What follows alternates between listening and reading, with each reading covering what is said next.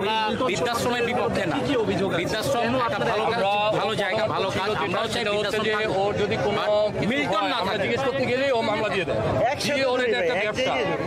একটু বলবেন এলাকা যেটা কি এলাকায় বাস করেন আপনারা কি কি ধরনের নিজের চোখে দেখেছেন, কি কি সমস্যা? যে বিষয়গুলা ওর নামে এভিডেন্টগুলা যেগুলো তৈরি হলো, আমরা তো আসলে ফেসবুক দিয়ে এই কয়েকদিন ধরে ফেসবুকে অনেক কিছুই দেখতেছি। আমি প্রথমে একটা মেসেজ দিয়েছি, এখন আবার বলি, যারা মিল্টনের সম্পর্কে জানেন না, ফেসবুকে দেখে মিডিয়াকে বা যারা ওর পক্ষে এভিডেন্স দিচ্ছে তাদের পক্ষে উল্টাপাল্টা বলতেছেন, তারা এসে দেখেন আমাদের এলাকার অবস্থা। দূর থেকে কাশপুর অনেক ঘন, কাছে আসলে বুঝতে পারছেন মিল্টন কোন চরিত্রের, মিল্টন কেমন ভয়ঙ্কর, মিল্টন যে আমাদের এলাকার একটা ভয়ঙ্কর ত্রাস, এটা ওয়ান কাইন্ড অফ আসলে বুঝতে পারবে তারা। আতঙ্কবাদী এই মুহূর্তে একটু দেখাতে চাই এবং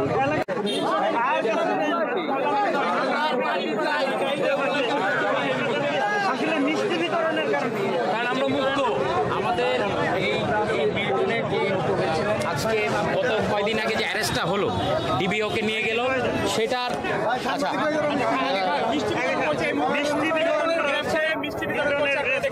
আমরা দেখতে পাচ্ছি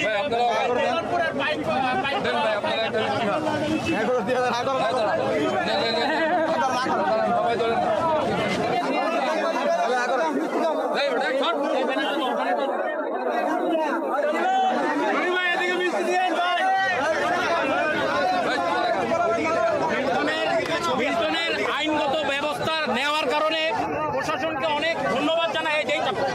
প্রশাসনকে অনেক ধন্যবাদ জানাই। এই ব্যবস্থাটা আরো আগে নেওয়া উচিত ছিল, মিল্টনের বিষয় আরো আগে দেখা উচিত ছিল, মিল্টন কতটুকু ভয়ঙ্কর। তো সর্বশেষ আমরা একটা রেজাল্ট পাইলাম, সে এখন প্রশাসনের আন্ডারে আছে, সে এখন সাজাও পাবে বা শাস্তি পাবে, এটাই আমাদের দাবি ছিল। এটা নিয়ে প্রশাসনকে ধন্যবাদ জানাই। সামাজিকভাবে তুলে ধরবো, আপনারাও সহযোগিতা করবেন। ধন্যবাদ।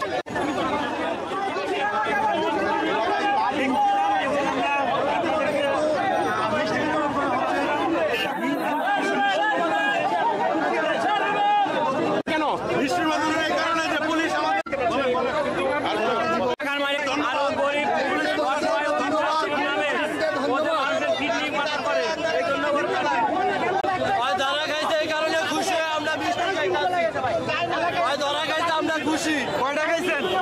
6টা খাইছি, 6টা আরো খাবো লাগলে। কয়টা খাইছেন? 6টা খাইছি, লাগলে আরো খাবো। হয়তো চালাতে না পারে